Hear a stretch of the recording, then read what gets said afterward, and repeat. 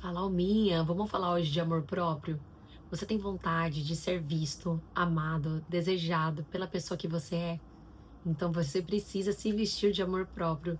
Só que nem sempre isso é fácil.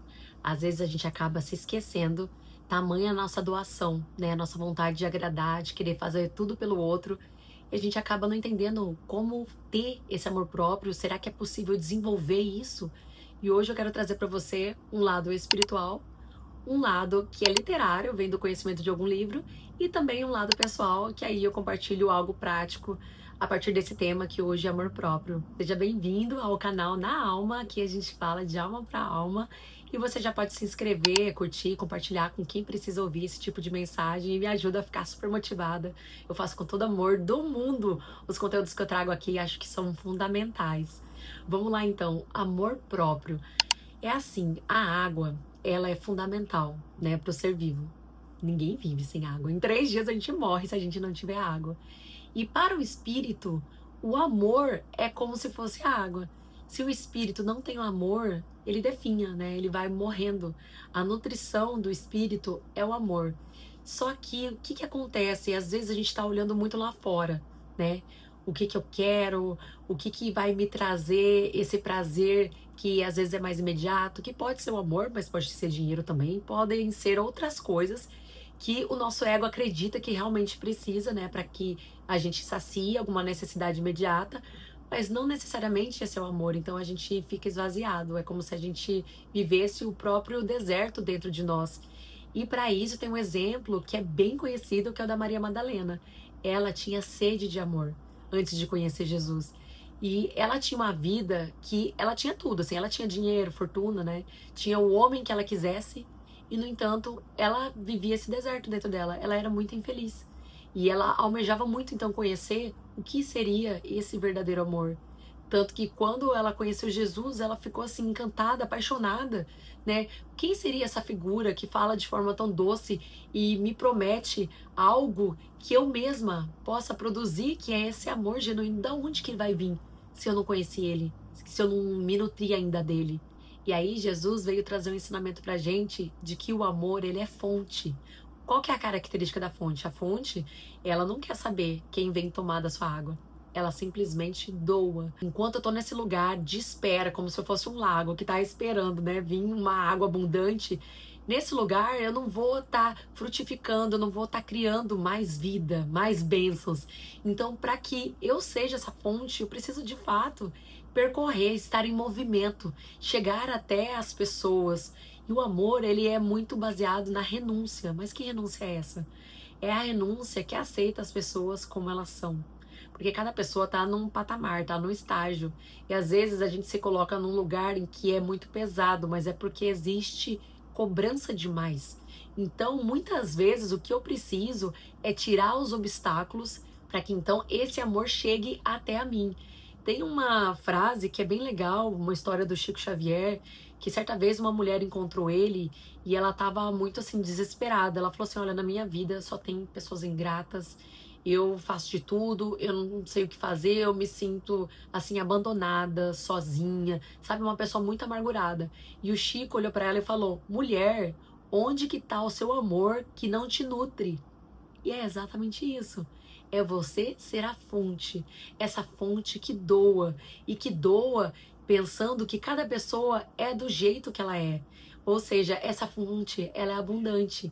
E a partir do momento que eu consigo encontrar esse amor em mim, eu consigo também começar a me cuidar mais. Eu não vou me colocar em situações onde eu sei que eu posso virar uma pessoa escrava daquilo. Por exemplo, quando eu falei que a gente está procurando as coisas externas, né, as coisas fora. Aquilo pode dar um prazer imediato, mas isso também pode me deixar dependente. Quem nunca viu uma pessoa que tem uma dependência emocional tremenda? Porque ela sentiu alguns momentos ali de felicidade, mas parece que aquilo não sacia, é pouco, né? Então aí eu preciso buscar mais e mais e mais daquilo, e aí eu só fico em relacionamentos tóxicos, porque eu não sei ser essa fonte de amor. E aí, pensando nesse tema, eu me lembrei de uma história que é de um discípulo do Buda, chamado Ananda. Ele é um dos discípulos, foi, né, um dos discípulos diletos de Buda, tinha até um parentesco, era primo de Buda e seguia os ensinamentos, divulgava, né? essa boa nova, né, do budismo. E certa vez ele estava em direção ao monastério, né, a região onde eles faziam, né, a oração, e ele encontrou uma mulher que estava próxima a um poço e ele estava muito cansado, com muita sede, então ele foi lá pedir água para essa mulher. Só que lá tem uma condição diferente, ela não era de casta nenhuma.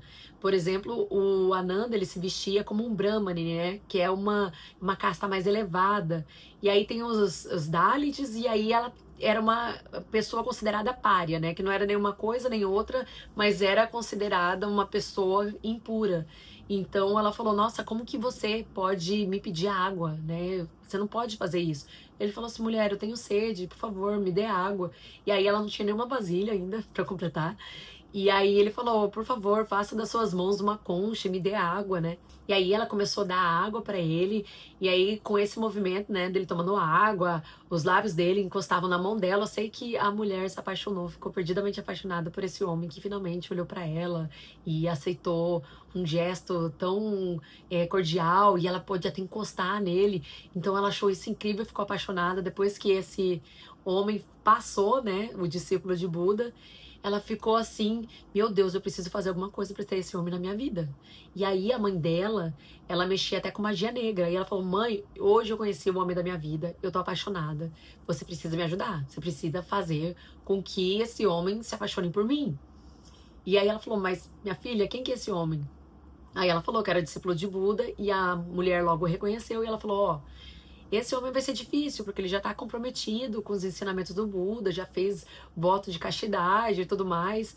Então, acho que você vai ter que se consolar que esse homem você não pode ter. E aí, essa mulher não aceitava. Nossa, não aceitava de jeito nenhum, porque ela estava apaixonada, porque ela queria esse homem. E aí ela ficou dias triste, depressiva, não comia. Aí ela falou assim: Mãe, se você não me ajudar então não vou mais comer, eu vou morrer aqui desse jeito. E aí eu sei que ela fez alguma coisa lá, que certa noite o Ananda, enquanto estava dormindo, começou a ter sonhos com essa mulher. Imaginava que ele estava desposando ela, imaginou também cenas assim que estimulassem o desejo dele enquanto homem, e ele ficou muito perturbado. E aquilo era um trabalho que a mãe tinha feito, então ele estava cercado de sombras. Mas aí quem estava perto era Buda, que estava fazendo uma de suas meditações, percebeu que a aura ali estava estranha, que estava acontecendo alguma coisa, e com a sua vibração ele conseguiu dissipar, né, aquelas trevas, aquele momento de perturbação, né, pro Ananda que estava dormindo. Aquilo acabou, ficou dessa forma. E do outro lado, a mulher não conseguiu então o que queria. E ela foi lá pra mãe dela: Mãe, mas o que que eu vou fazer? Eu tô perdidamente apaixonada. E a mãe, sabiamente, falou: Bom, ele é discípulo do Buda. Então você vai lá e pede um conselho pro Buda. E aí essa mulher fez isso. Chegou lá e pediu conselho pro Buda. E ele falou assim: Bom, eu entendo que você tenha se apaixonado pelo Ananda. Faz anos, né, que ele tá aqui com a gente, seguindo esse caminho. E ele é um homem muito digno e que já está num patamar elevado também de consciência. Então, já que você deseja tanto ele, você deve estar à altura dele. Então, pelos próximos 10 anos, você deve procurar se melhorar. Faça sua meditação, se conheça mais, porque o Ananda, ele já sabe exatamente o que ele quer. Então, você precisa estar, assim como ele, sabendo também o que você quer. Sabe, não com tanto fogo, mas com mais consciência do que você realmente deseja. E ela, enlouquecida, falou: Com certeza, em 10 anos, daqui 10 anos eu volto, porque não vai ter diminuído minha paixão, eu vou estar da mesma forma. E aí, esses 10 anos se passaram, ela nesse aprimoramento pessoal, né, cuidando mais de si, fazendo as meditações. A meditação faz a gente se elevar, né, se conectar com coisas que são muito melhores, né, fazem bem pra gente, fazem a gente ficar mais equilibrado, como por exemplo a gratidão, o amor. Se passaram 10 anos e ela voltou lá, falou: Buda, eu ainda o desejo, será que agora você pode me apresentar ele decentemente? E o Buda falou assim: Mas eu vejo ainda um fogo no seu olhar, eu acredito que você ainda não está em equilíbrio. E aí ele falou: Medita por mais 5 anos. Ela falou: Claro, eu vou fazer isso, porque eu já escolhi. Ele é o homem que eu desejo. Então, por mais 5 anos, ela continuou nessa vida de aprimoramento pessoal, de busca para que ela se desenvolvesse. Ela estudava, ela se transformou numa outra pessoa. Então, 5 anos depois, ela voltou lá e falou pro Buda: Ó, agora eu acho que eu tô bem preparada. E aí ele falou, então tá bom, eu vou lá chamar o Ananda. Então ele chamou o homem, que apareceu lá na frente dele, e ele falou, agora você pode falar tudo o que você deseja pra ele. E aí parece que de repente ela caiu em si. Ela falou, na verdade, eu não sei se eu desejo ele como eu desejava antes, porque eu tinha uma imagem diferente dele na minha cabeça. Eu acho que eu tô bem resolvida. Hoje eu acredito que eu possa querer outras coisas, não propriamente um casamento. E essa história mostra o que pra gente? Mostra que o começo desse amor próprio tá em primeiro a gente se enxergar. E para que a gente se enxergue, a gente precisa dessa pausa, a gente precisa desse tempo.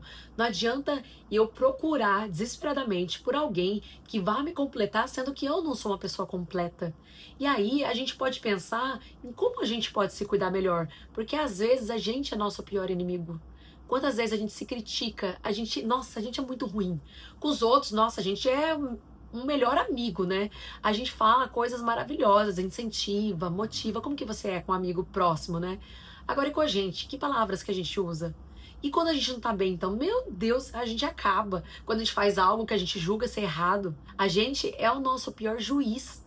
Então, primeiramente, a gente precisa treinar esse olhar de mais bondade, porque se eu quero uma pessoa boa para que eu possa ter um relacionamento melhor, eu primeiro preciso ser essa pessoa pela qual eu me relacionaria. Eu preciso ser essa pessoa completa, essa pessoa que sabe do que gosta, sabe como se equilibrar, entende que gatilho vai tirar do sério e como que eu vou conseguir me recompor.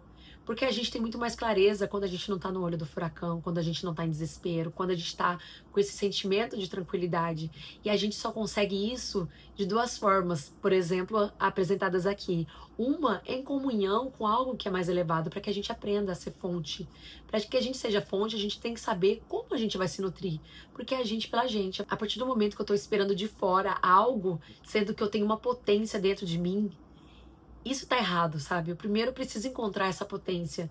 E como o Buda fazia, né, com essas meditações, onde ele se conectava também com o mais alto, mas também tirava todas essas máscaras, sabe? Ele não ficava pensando em coisas do ego, que alimentassem seu egoísmo, sua vaidade, né, esses prazeres imediatos. Quando a gente faz meditação, e eu tô nesse processo justamente, que aí daqui a pouquinho eu já vou entrar nesse lado pessoal, a gente encontra um lugar assim inesperado. É um lugar de calma, de silêncio, mas a gente consegue sentir amor também. E de onde que vem esse amor? Porque você pensa, nossa, não veio de nada externo. Exatamente. Veio lá de dentro esse amor genuíno que é essa fonte. Ou seja, são linguagens diferentes para falar que o amor próprio ele pode ser desenvolvido. E aí então vamos pensar na vida prática. Como que eu faço isso? Bom, a estratégia que eu uso para mim mesma é pegar a primeira hora do dia, que é a mais importante, para dar para a pessoa mais importante da minha vida, que no caso sou eu. Por quê? Porque se eu começo já desequilibrada, se eu começo apressada, se meu foco já tá no outro, eu vou sentir que eu sempre tô doando mais. Eu vou ficar impaciente, porque lá no fundo eu vou estar falando assim, eu não cuidei de mim. Então, como que eu vou cuidar de você? Sabe, minha tolerância já começa diferente. Então, eu primeiro preciso começar cuidando de mim. E são pequenos hábitos, sabe, pequenas coisas que você pode fazer.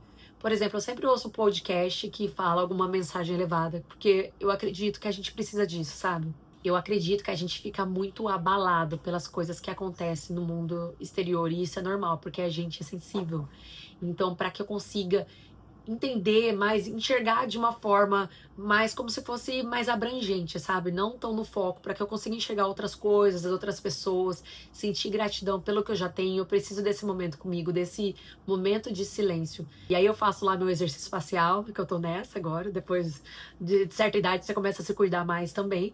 E aí depois tá ok, né? Vai seguir o dia. Porque às vezes o dia é muito difícil e se a gente não tomar cuidado, a gente começa a se crucificar pelas coisas. E às vezes um pequeno gesto, sabe, de autocuidado, de amor, pode ser pequeno, sabe? Você sobreviveu ao dia. Nossa, só de eu ter passado esse dia, não ter xingado ninguém, ou se eu xinguei, né? Depois eu penso sobre isso pra não repetir, mas só de eu chegar em casa, tomar um banho quente, mas curte aquele momento. Esse autocuidado vai fazer toda a diferença pro seu auto amor. E eu quero deixar a indicação de alguns livros aqui abaixo de autoconhecimento que fizeram toda a diferença para mim na minha jornada e me ajudam muito quando eu preciso dessa nutrição para que eu siga em frente. E a gente falou tanto de amor próprio, né? Eu vou deixar um vídeo aqui que fala sobre esse autocuidado, sobre pare de cuidar só dos outros, né? Vamos focar em você, que assim você vai florescer, vai se iluminar. E aí você vai conseguir adotar uma postura totalmente diferente, que não vai ser de coitadinha, não vai ser de alguém que precisa de algo. Você simplesmente vai atrair o que você merece e o que você está desenvolvendo. Até o próximo vídeo. Tchau!